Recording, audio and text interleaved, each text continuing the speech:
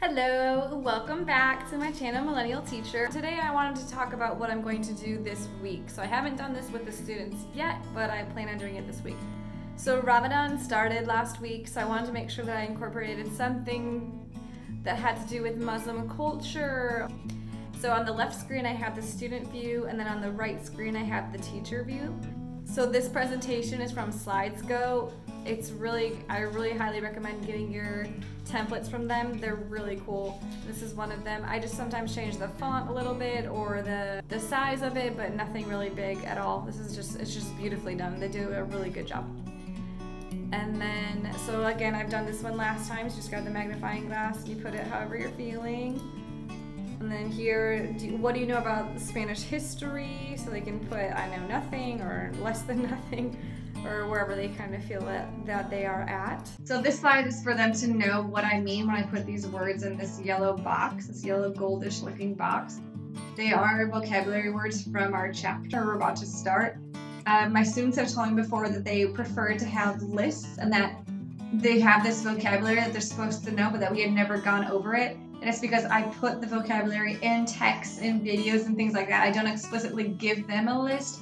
So just so that it's easier for them to understand what vocabulary I'm talking about, I just decided to put it in these goldish boxes. So here I am warning them about that, and so they know what that means. So here, just saying in celebration of Ramadan, we're going to start by looking at the history of the Muslim influence in Spain. Just asking a simple question: what influenced the Spanish language more, Latin or Arabic? It is Latin. So here it's just talking about the Spanish history when it was a Muslim territory, and what it was called, Al-Andalus. And then here's the Caliphate. Just giving them some information and background about the history of the Spanish language and Spanish culture from Spain. So I tried to make this an article within a presentation. I thought about writing this all up in a document, but then I thought, I don't know, I didn't like it that much. So with Pear Deck, at least you can ask them questions as they're reading. So I tried to put as little text as possible on the slides, and then I'll ask them questions just to make sure that they're following along and that they're engaged in some manner, that I'm asking them to do something. Just going along with the history of it, and then asking them to go to this website, which is what kind of inspired me, was what teacher tweeted this website. They have these beautiful pictures with arabismos in Spanish. So I'm telling my students that I want them to go to this website to choose one of these words, because it gives them the word plus where it came from, the roots of it, of the Arabic language, and what it means. And then I'm asking them to draw a picture, choose one of the words, and then they draw a picture of it. All right. So my reason for doing it this way is because if I would have made this page a page that they can draw on, they can't click on the website. Because I tried to do it all in one page, but it just wouldn't let me, and all in one slide, but it wouldn't let me, because then you just have this cursor to draw with, but you can't click on anything if you're not drawing. So I had to split it up like that. I don't think it looks too bad. I don't think it really matters, but just FYI. So here are more of the vocab words within the context. Just doing the comprehensible input. I want them to see what the word looks like within the context that we're talking about, not just here's the word, here's the definition. And then I showed them pictures of the La Alhambra. If you've ever been to Spain, it's so beautiful. And there's a picture of me in 2011. I know that they typically enjoy when we add personal touches to our presentations. So that's what I'm trying to do here. And then I tell them a little bit of information about the La Alhambra. And then here I ask them to choose a different piece of art, or a different building, or a different anything that was influenced by the Muslim rule in Spain. So here I wanted to talk about flamenco, because flamenco is a mixture of cultures, yes, but one of those cultures is Arabic, and I tried to get to the roots of it and the origins, and no one really knows, which is so interesting. So I just said it's Gypsy, Arabic, Christian, Jewish. All these cultures came together and made this beautiful art form.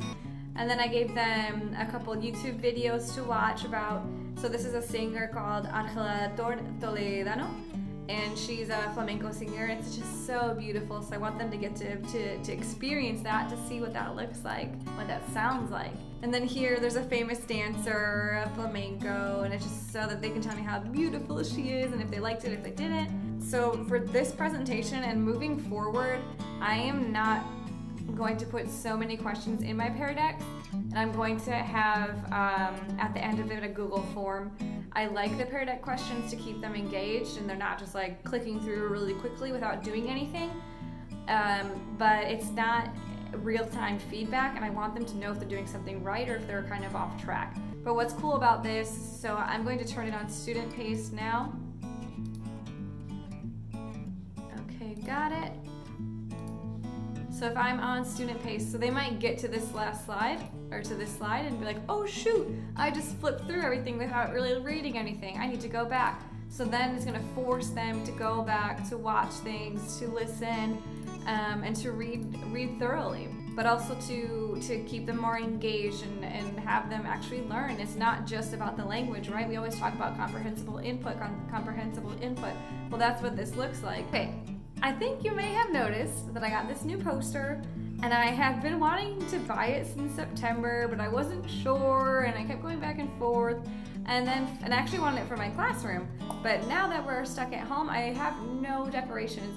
We've been in this apartment for a year, and we still have not decorated it. Our walls are so blank. So I thought I would get it, at least to have it as a background for my students, but also I plan on filling up this entire wall. Right now, that's the only thing on this whole wall. But it'll get better. But also I enjoy any poster, any type of art, anything in general that has female empowerment. So these are all strong, successful Latina women. All right, well, thank you so much for watching. Please let me know in the comments below what you're going to be doing for Ramadan, or if you have any other ideas for any cultural things in general. I would love to hear that.